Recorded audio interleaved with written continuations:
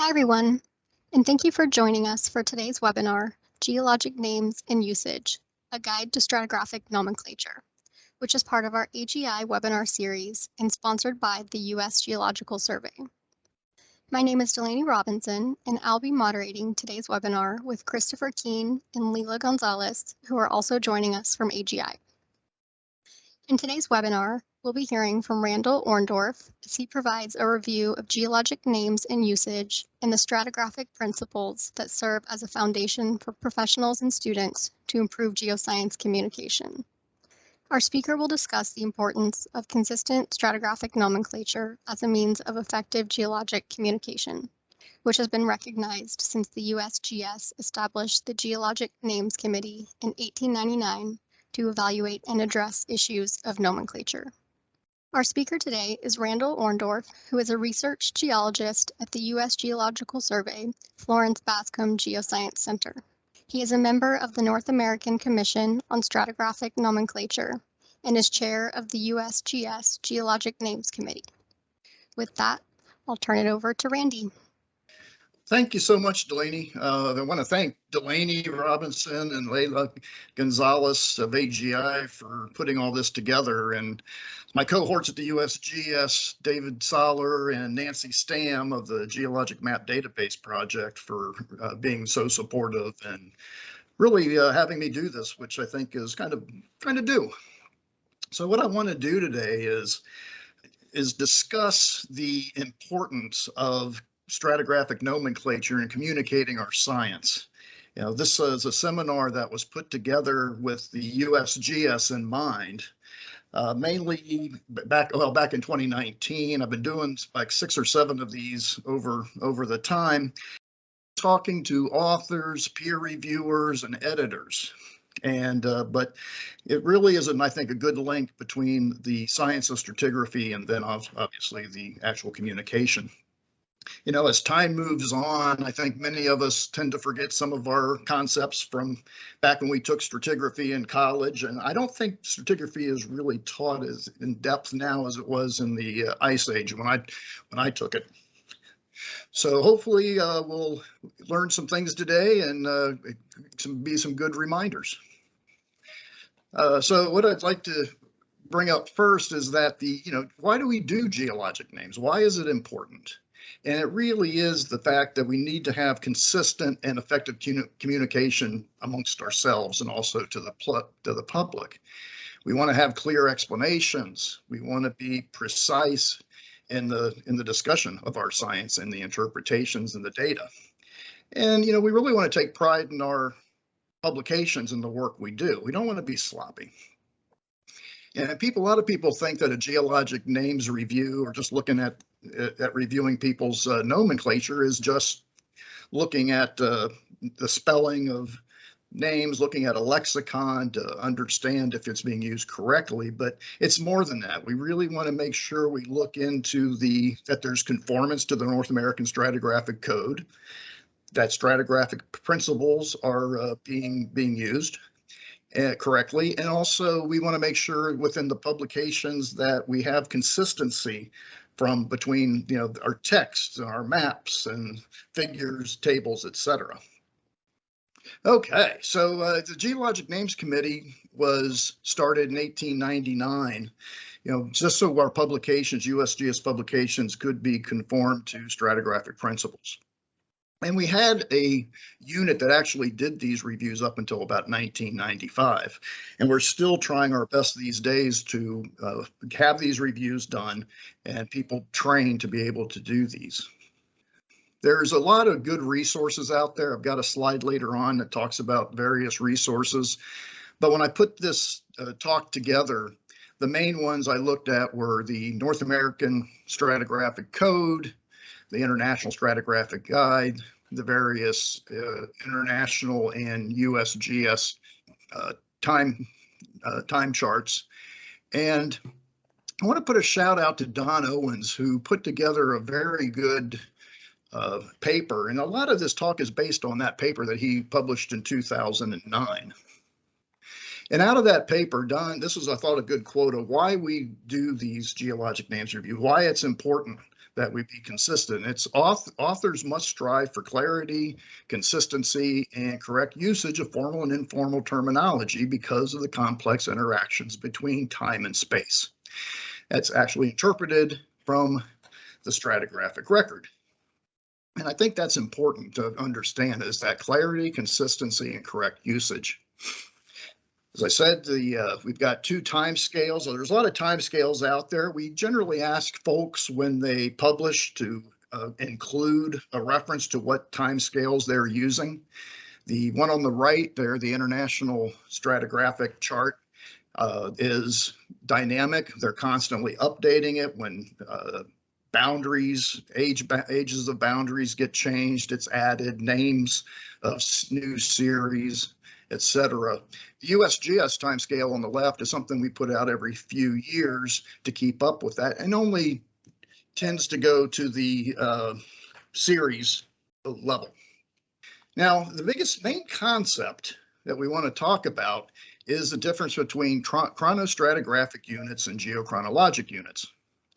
And this is often confusing for students, but I think we can simply, say how to tell the difference between when to use what, as chronostratigraphic units are the body of rock that's established to serve as the material reference. So it is actual rock body, something you can actually touch that represents a time. So the chronostratigraphic unit is the material unit, where the geochronologic unit is the actual time itself, which of course you can't touch. So it's based on that rock record that we can touch, but the difference between age and the actual material we touch. So we have, under chronostratigraphic units, are the ionothem, the erotham, the system, series, and stage. And then we have the corresponding time or geochronologic units, the eon, the era, the period, the epoch, and the age. So, one of the things that people have a lot of issues with is, when do you use upper, lower versus late and early? Chronostratigraphic, again, being the position, something you can touch, is always going to be upper or lower, where the age of something, when you're discussing something that has happened in the past, you want to talk about what happened during that age, is late and early. And I think Nancy Stam had put a couple of these things together, like some of the good metaphors on how to remember these types of things, like in this case, fragile items are placed on the upper shelves. They're not late shelves. It's actually something you can touch.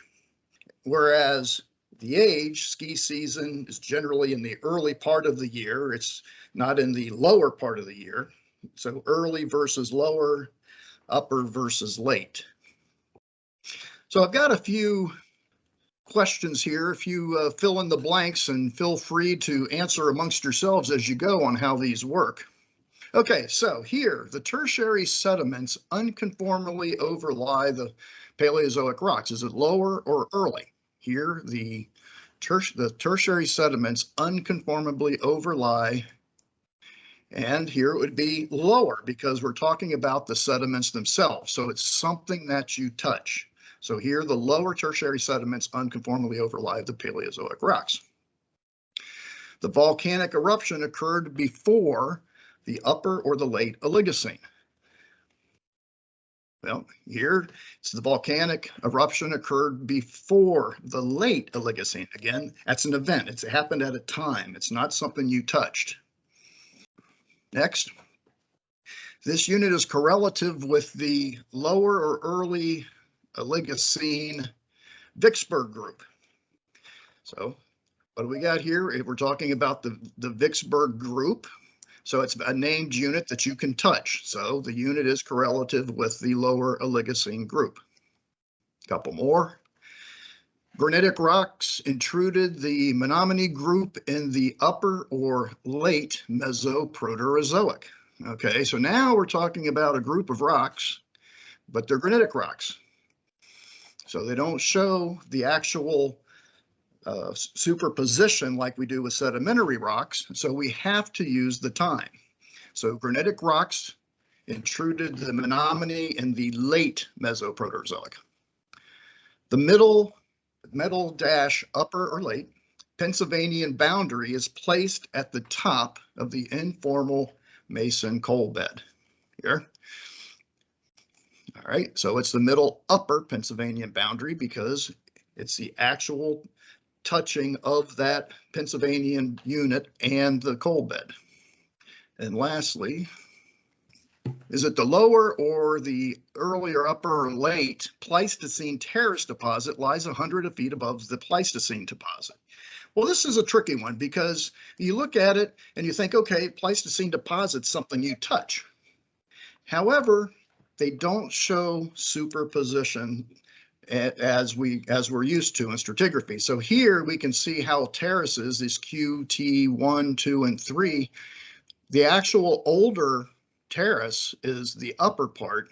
So you can't really say, even though that's older, you're not going to say that's lower because it's not lower. So terraces and igneous and metamorphic rocks are always generally going to be used with the geochronologic term, the late or the early.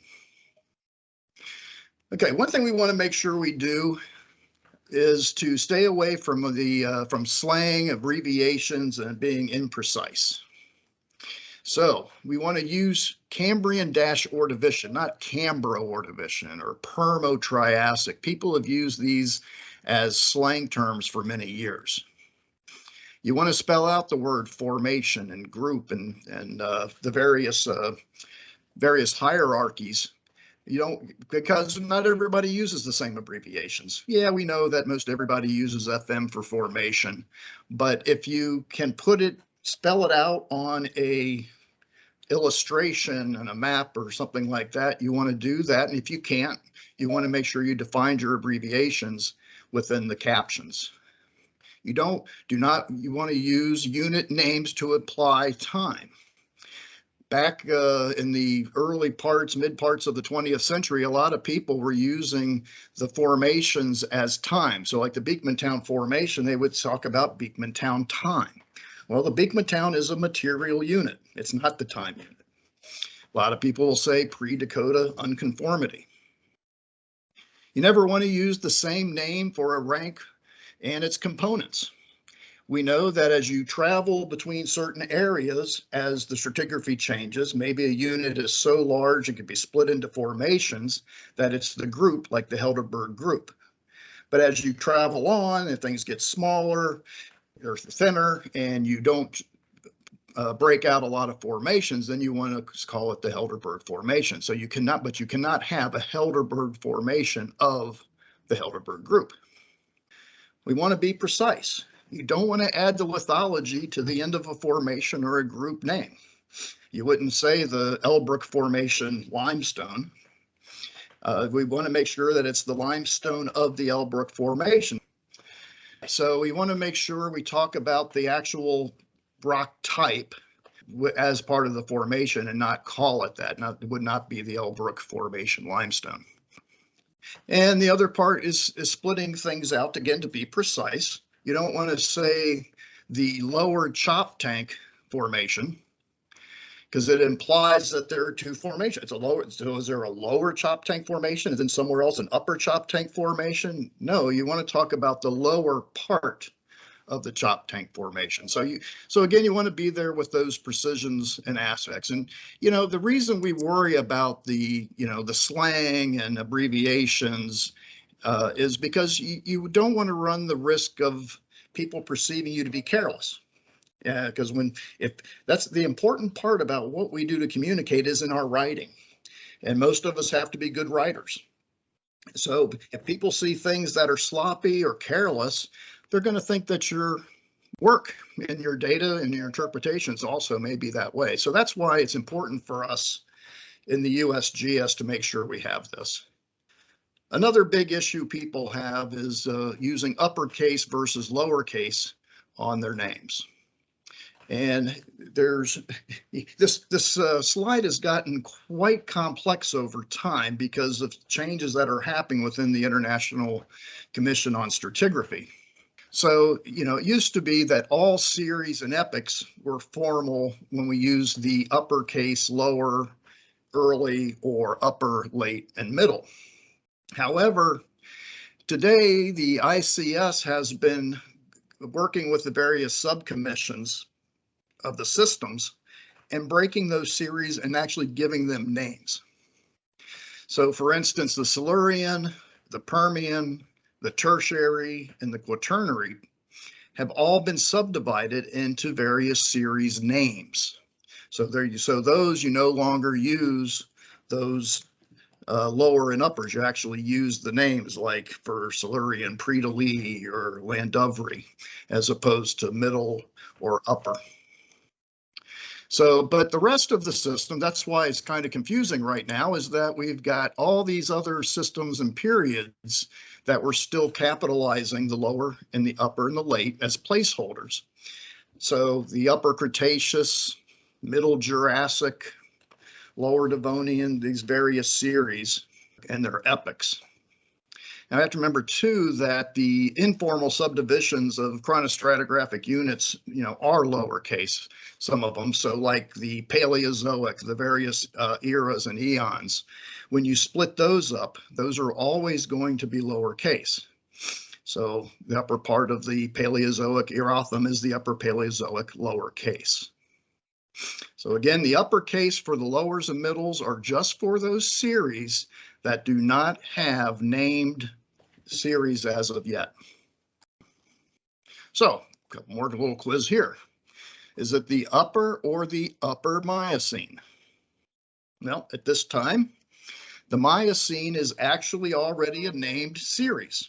So therefore, it's a lowercase upper.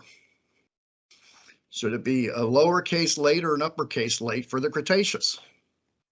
Well, Cretaceous has not have the series named, so it's a late Cretaceous.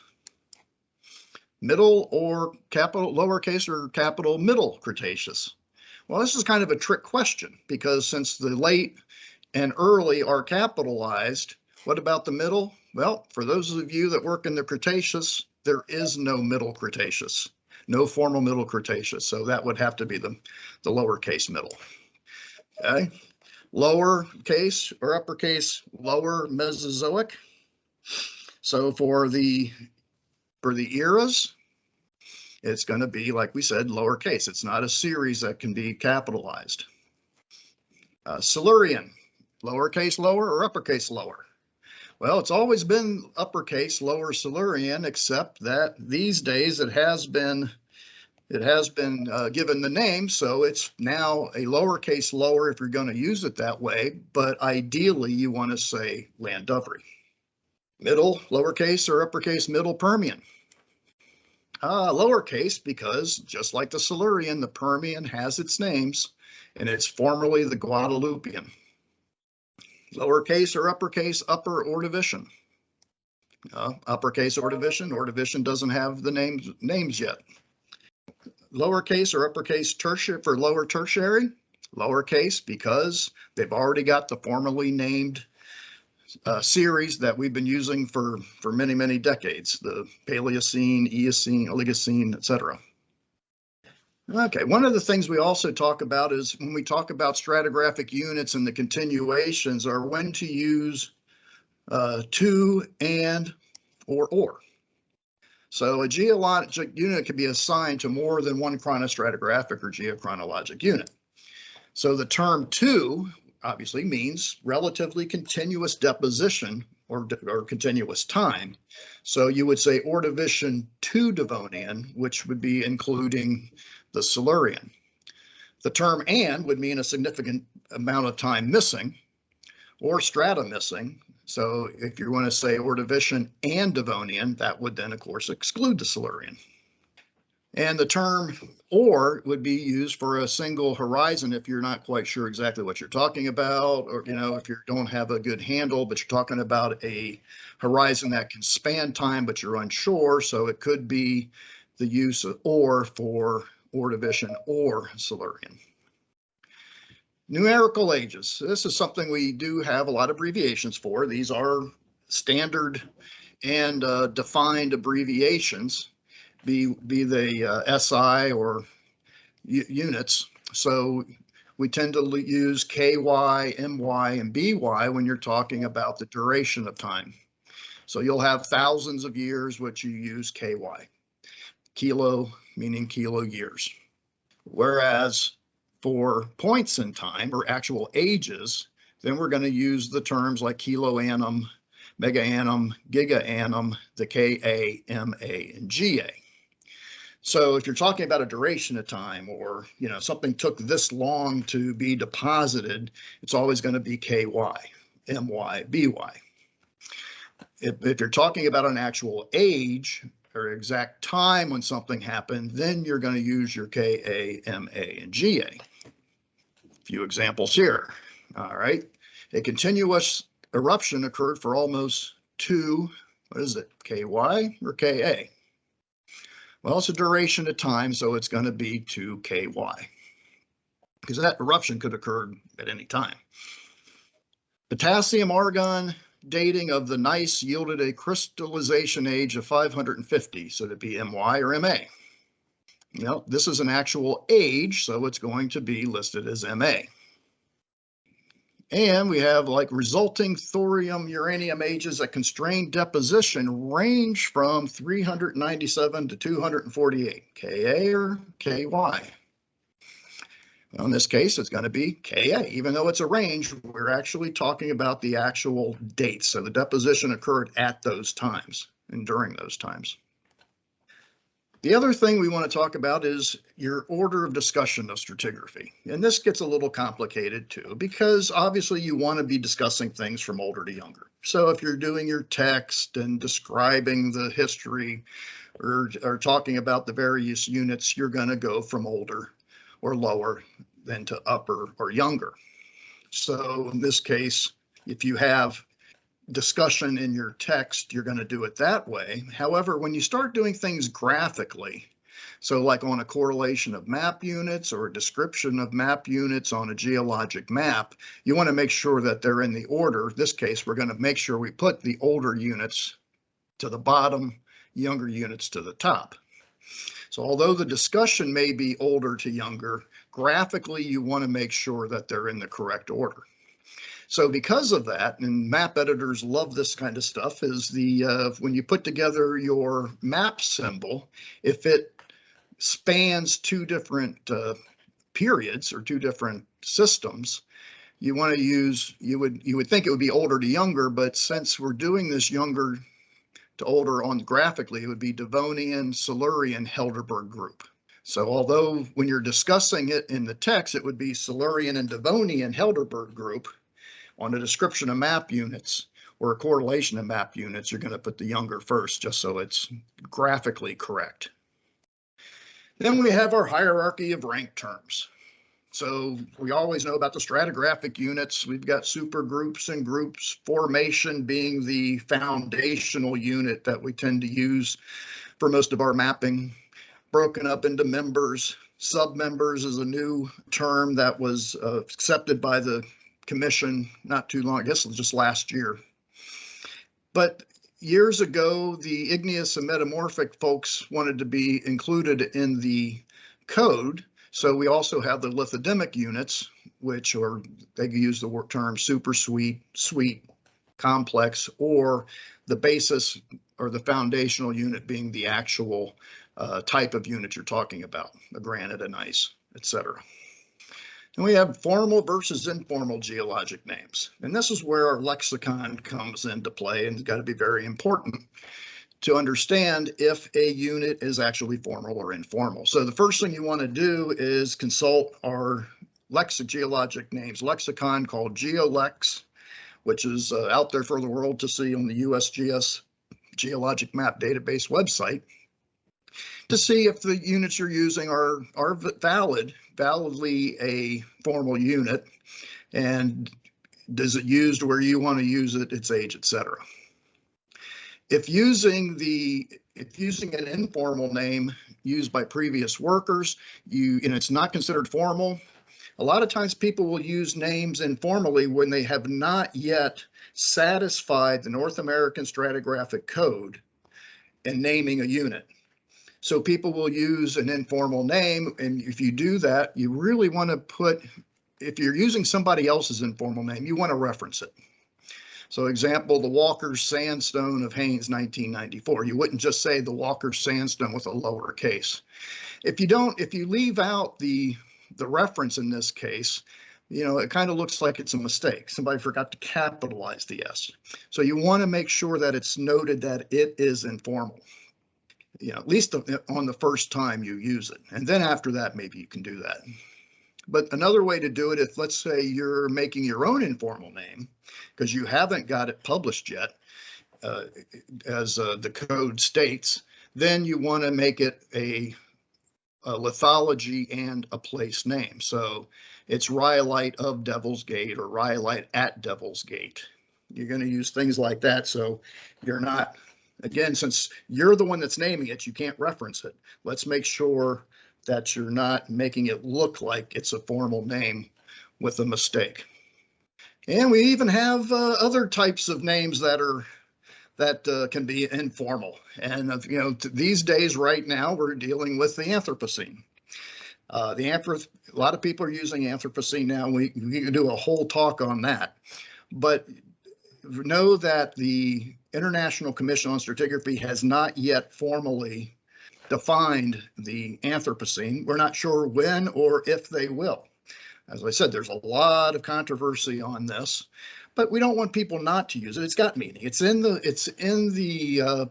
publications. It's out there. People are using it.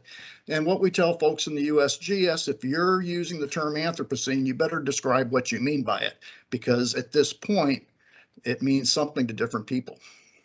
And then the other aspect of an informal unit, as in the series names, like we discussed a few minutes ago, the Upper Silurian, which is now a lowercase because it's informal, because you actually have the Landovery. Okay, undivided versus undifferentiated. This is editors tend to have a lot of conversations about this, and we've actually used as geologic names reviewers over the years a fairly simple way to look at it is when you're combining geologic units, formal geologic formations or units, then you want to use undivided because you're not dividing out those units. So if you have a map unit, that's the Lincolnshire and Newmarket limestones, two formations, but you didn't separate them. They're just one map unit. So it'd be the Lincolnshire and Newmarket limestones undivided. Or you're not going to divide the Helderberg group. So Helderberg group is undivided. Undifferentiated we tend to use for combining rock types. So let's say you have a unit that's a gabbro and diorite. So you're going to say gabbro and diorite undifferentiated. Silurian sedimentary rocks undifferentiated. Undifferentiated lavas, things like that. And then the whole aspect I just mentioned about formalizing formal versus informal names, actually being able to formalize names. And this is something that the code, this is where you go to the North American Stratigraphic Code and make sure that you look at all the various articles. In this case, it's articles 3 to 16. So you want to make, first off, you want to make sure you don't have a name that's already in use. So you're going to check the lexicon to make sure your name isn't already there or being used. And let's say it's going to be a while before you get your publication out because it's got to go through editing and peer review, etc. You can actually go to the geologic map database GeoLex and reserve a name. And then when you actually publish it, you want to make sure that most of these different aspects are taken care of. You're going to state that you intend to formally name this unit. Obviously, you got to assign it a rank, formation, group, whatever. You want to say where the name is derived from, and of course, a stratotype. And usually you'd like to have a type section, something that people can go to and actually look to see how that formation is laid. It's not always an ability to do that, so you want to have at least a type locality. And you have to describe it, you want to define the boundaries, and then these other aspects are always good to have, but not necessarily needed every single time. I'm not going to go into the details of these others, but there's also the ability to revise names.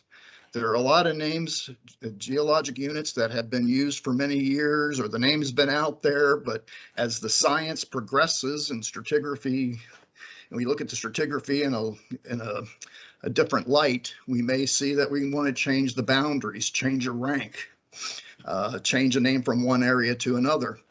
And it's always good if there's a lot of names back from the early mid part of the 20th century that never had type locality or type sections actually described.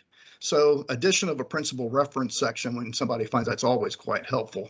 And obviously you're going to revise it with if you have any kind of age change. And of course, some names can be abandoned. And there's an article in the code on how to do that. But we want to make sure that, it isn't properly defined or obsolete. Is there a good reason for abandoning it? And that's the biggest aspect there. Okay, so the GeoLex is our standard for lexicon of geologic names that the National Geologic Map Database of the USGS houses.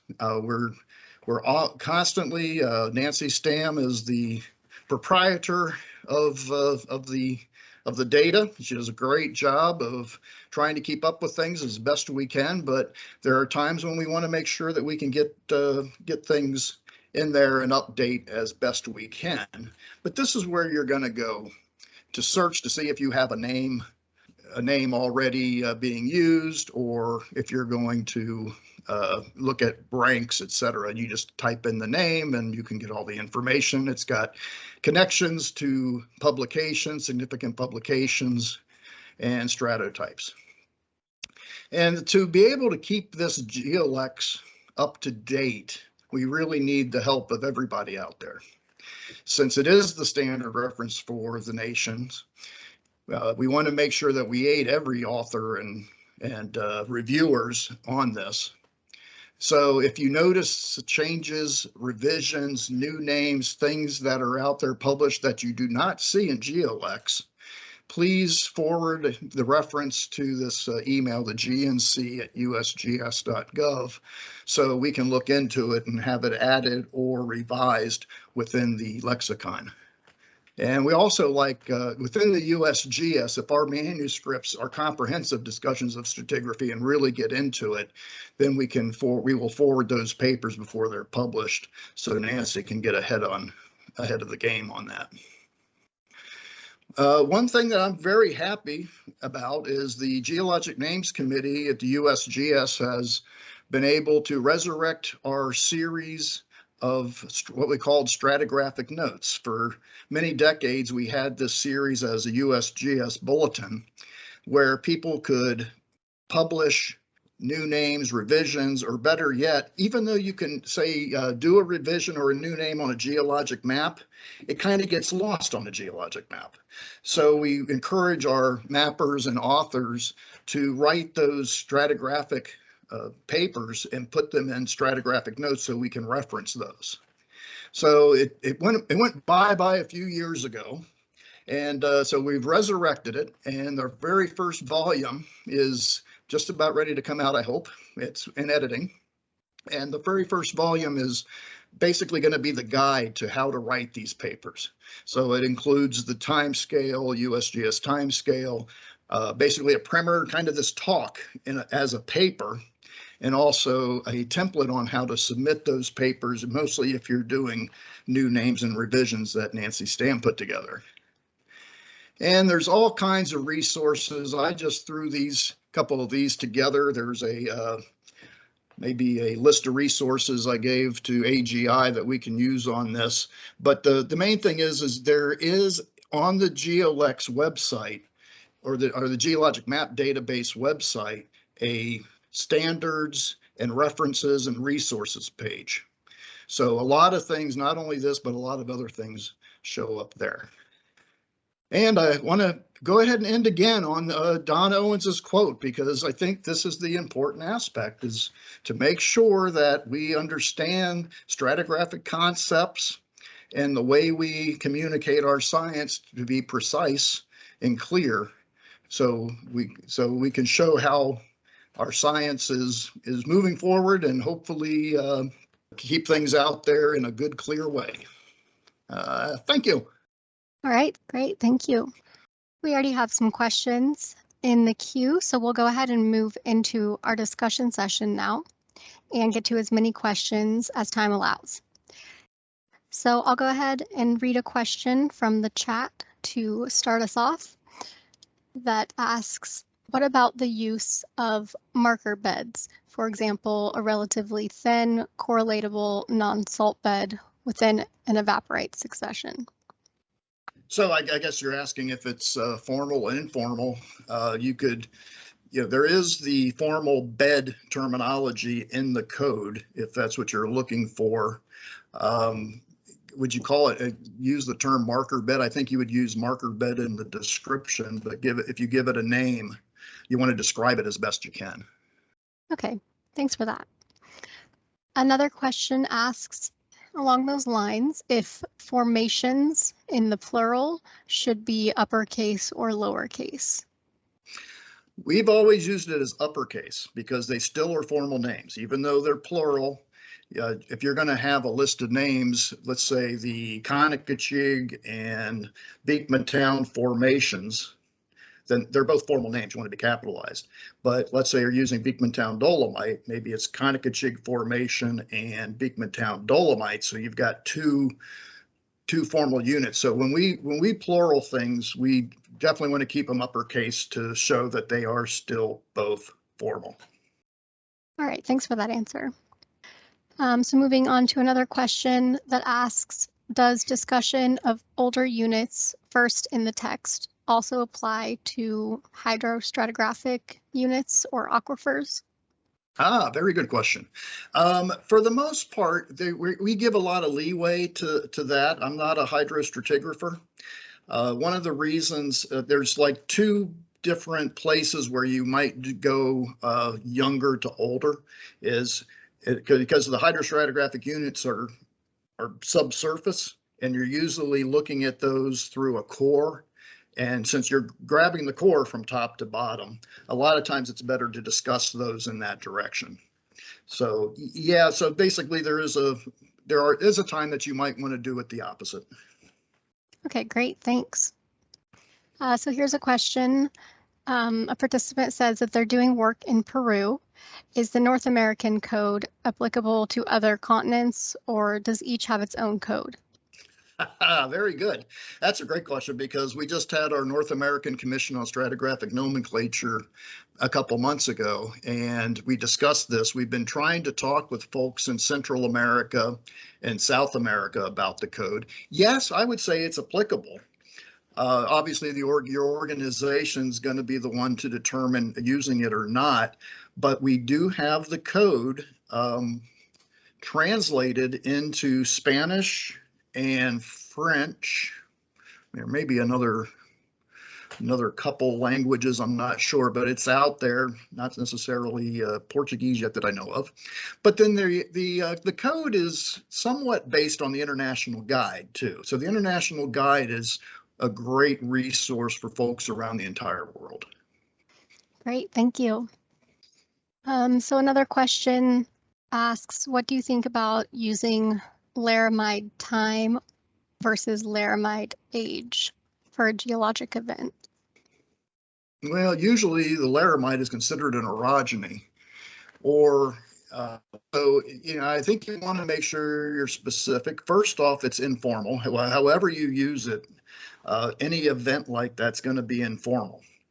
So if you're talking about the Laramide orogeny, then keep it lowercase as the orogeny. If there's a unit, I don't know of a unit called the Laramide. I think that falls under the case where you don't want to use another term for an age. Like when we say, you didn't want to say Beekmantown time. You want to talk, if you're going to talk about the time of the Laramide orogeny, be precise. All right, thanks for that answer. So there's another sort of comment asking more for confirmation here. This participant says that they were told that undivided units are noticeably different, but were mapped as one unit, and undifferentiated units cannot be distinguished separately. And they take it from your talk that this is not a correct assessment. So could you please confirm? Yeah, that's a tough one. We actually have that argument with our editors. So on the geologic name side, when we did the reviews for our Office of Scientific Publications and what have you, that was what I proposed and put out there is what we tend to use. Yes, I know it happens that way too. Again, it's not necessarily a major rule, but you want to make sure that you're declaring or defining what you're actually talking about. That's a tough one. People do it both ways. Great, thank you. So another question from the chat asks, do you know a good reference for correlating old age names to updated ones? For example, old publications with North American age names for the Devonian. How are they related to the current names? And this participant mentions they've not been able to find anything great through online research for this. Yeah, well, there might be a reason for that. I don't. The geologic or the GeoLex is going to try to have as many references to show the changes and revisions over time. But I think the research you're talking about probably requires a little bit more. I don't know if Nancy Stam's got an answer to that, but we can put an answer together maybe. Great, thank you. So the next one asks, when a formation has been elevated to a group, but new mapping has identified areas that are not mappable at the scale required for formations within the group, can they then be members? Yeah, so are you asking, can you have members within a group? I mean, you have to stick with that hierarchy. You have to go group is divided into formations into members, I'm sorry. But the fact that you're elevating something to a group generally means that you can map those subdivisions as formations. So you're not going to elevate something to the group and leave all the members of the previous formation members. You're going to have to elevate those to formations also, or revise the whole unit. Okay, thanks for that answer. So here's another question and comment from a participant that says that according to this talk, we should not use lithologic terms as a formal designation for formation, but are we not allowed to do that construction for formalities that are almost entirely of one lithology?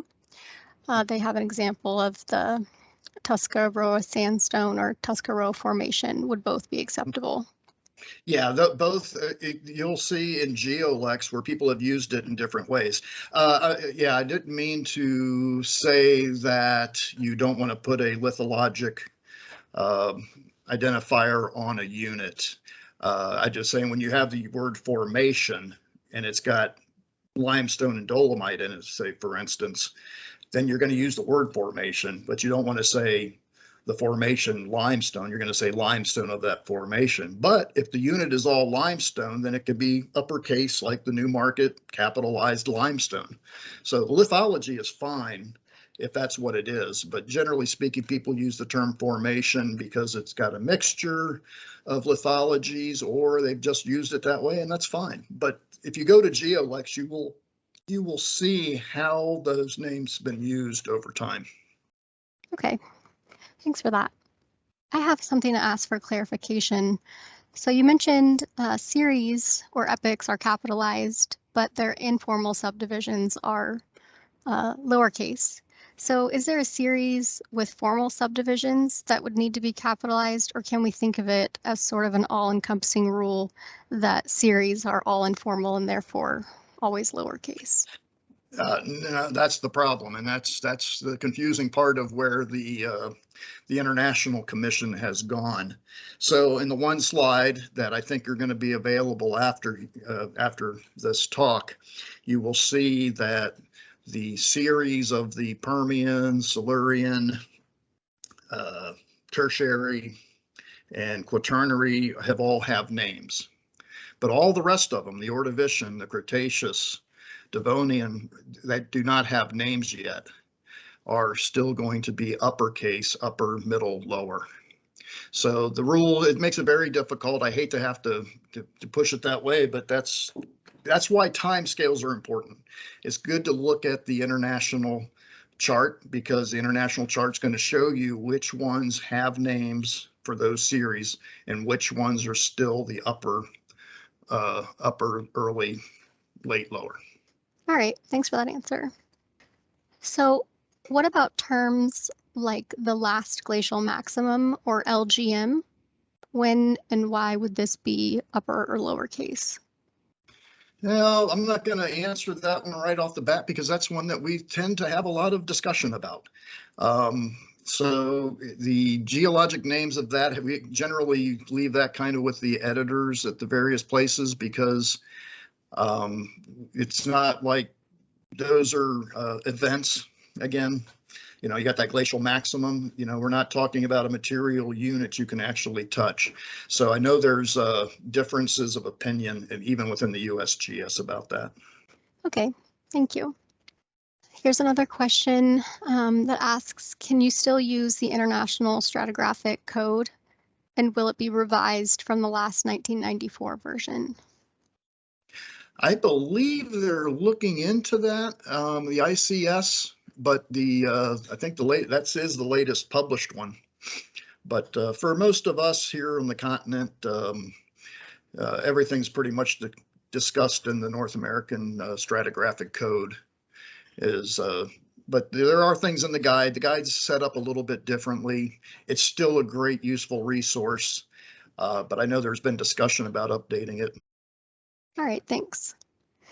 We have another question that just came in that would like to know if you have any comment on the usage of sequence stratigraphy terminology, for example, sequence, parasequence, sets, etc. Good question. So the commission, oh gosh, it's been probably more than 10 years ago now at least. We had a Hedberg conference with AAPG on basically asking the folks who use sequence stratigraphy if they want to be represented in the code. Do they want to do formalization or not? And the overwhelming response back was no. So we do not formalize sequences, parasequences, or anything like that.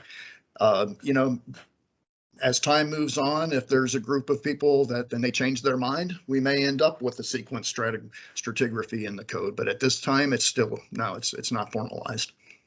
All right, thank you.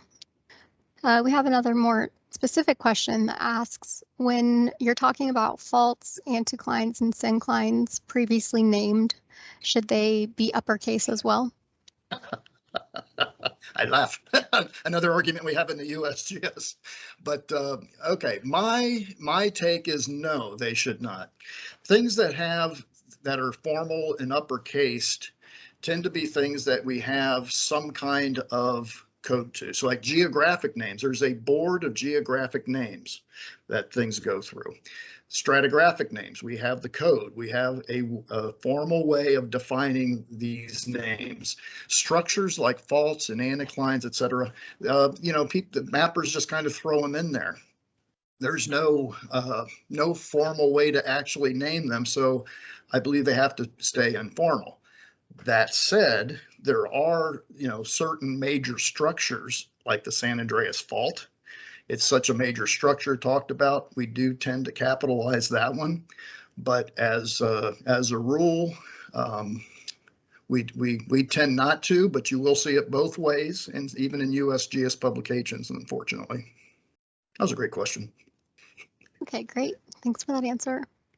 Here's another question that asks if you can clarify the reason for abbreviating map units from upper to lower instead of lower to upper. Again, because of the way it's graphically. I mean, because if you're going to have, you know, the Silurian is below the Devonian, and on the chart, when you actually show that, if you look at the chart, and it's going to be that way, it looks strange to have the S in front of the D when the D is the younger part of that. So it's not a good answer. It's not an easy way to say, but that's the convention we've used. And I think when you look at a correlation chart, of a unit that crosses different ages, you'll see why we do it that way, because it looks strange when you do it the opposite way, mostly when you're discussing everything on a description of map units or you're listing them from top to bottom. All right, thank you. So we have time for one more question.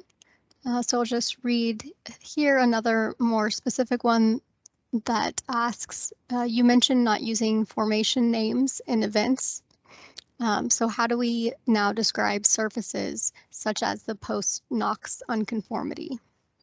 Well, I think it's the Knox unconformity, things like that are, they're ingrained in the literature. We tend not to capitalize them though, but since it's part of that unit, you're okay to do that. We just don't want us. I wouldn't call it the post-Knox unconformity. That's implying a time and not the actual unit. The Knox is a unit. But it's in the literature so ingrained that people will tend to use that. But if you're talking about other kinds of minor unconformities or something like that, you just explain where it is. It's the unconformity at the top of the Knox or the base of the Che-Z or something like that, Che-Z group or something. So that's another one that gets it's kind of ingrained in the literature. Okay, great. Thank you. Well, that's about all the time we have for today. If you have any questions that were not addressed today, you can email us at webinars@americangeosciences.org, and we'll make sure to send your questions along to the speaker. Thank you again, Randy, for sharing your time, expertise, and insights with us today. Thank you, everyone, for joining us today. We look forward to seeing you next time. Thank you, everyone.